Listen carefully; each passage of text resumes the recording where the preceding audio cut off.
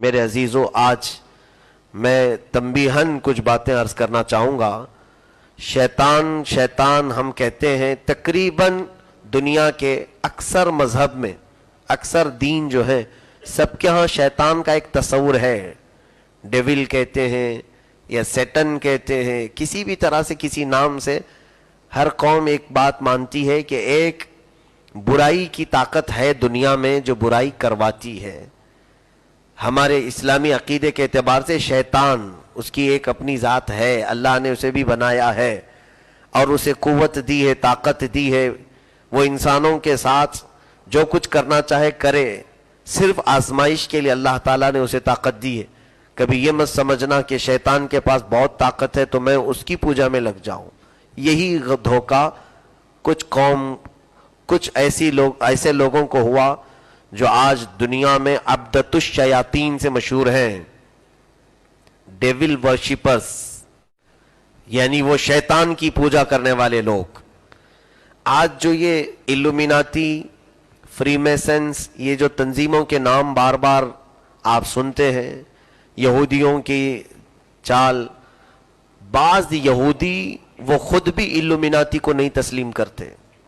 یہودیوں کی اپنی مقدس کتابیں ہیں، ان کا ایک اپنا دین تھا، ان کا ایک اپنا نظام تھا، بہرحال اس میں شرارتیں ہیں یہودیوں کے اندر، لیکن شیطان کی پوجا، شیطان کی عبادت کرنے والے نہ وہ یہودی ہیں، نہ وہ عیسائی ہیں، نہ مسلمان، کوئی بھی قوم میں سے نہیں، وہ خالص ایک الگ جماعت ہے۔ اور وہی اب سب سے زیادہ ہمارے لیے ڈینجر ہے پوری دنیا میں۔ وہ شیطان کو راضی کرنے کے لیے کیا کیا کرتے ہیں۔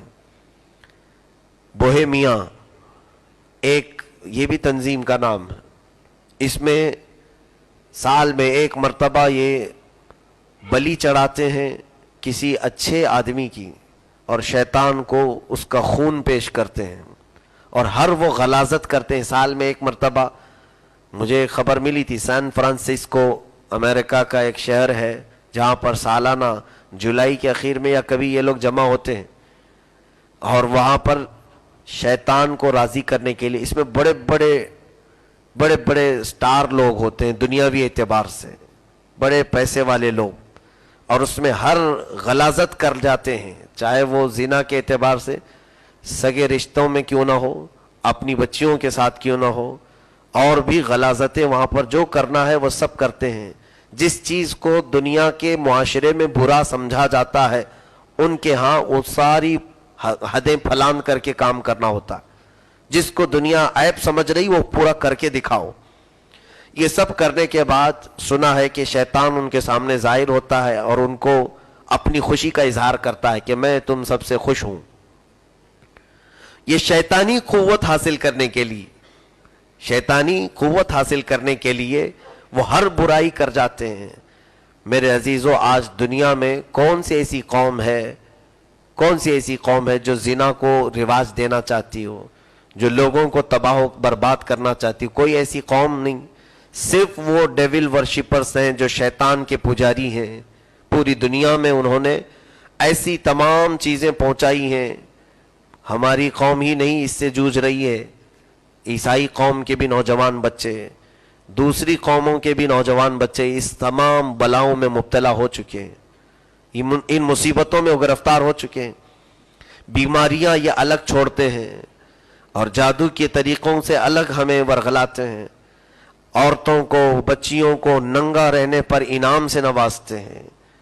جو لڑکی ننگی ہو کر بازار میں آئے اور اپنی آزادی کا اعلان کرے تو غیب سے اس کے پاس دیکھنا اس کے سپورٹرز آ جائیں گے، اس کو بہت زیادہ پروموٹ کیا جائے گا۔ یہ پورا یہ شیطانی جو عباد ہیں، پجاری ہیں، پوری دنیا میں انہوں نے اپنا جال بچھا رکھا ہے۔ نشے کی ہر نئی چیز کو دنیا میں رواج دینے میں کس کا ہاتھ ہے؟ ہر طرح کے نئے نئے نشے لائے جاتے ہیں، ایسے خطرناک نشے پیدا کیے جا رہے ہیں۔ یہ سب شیطان کے پجاریوں کے حرکات ہیں۔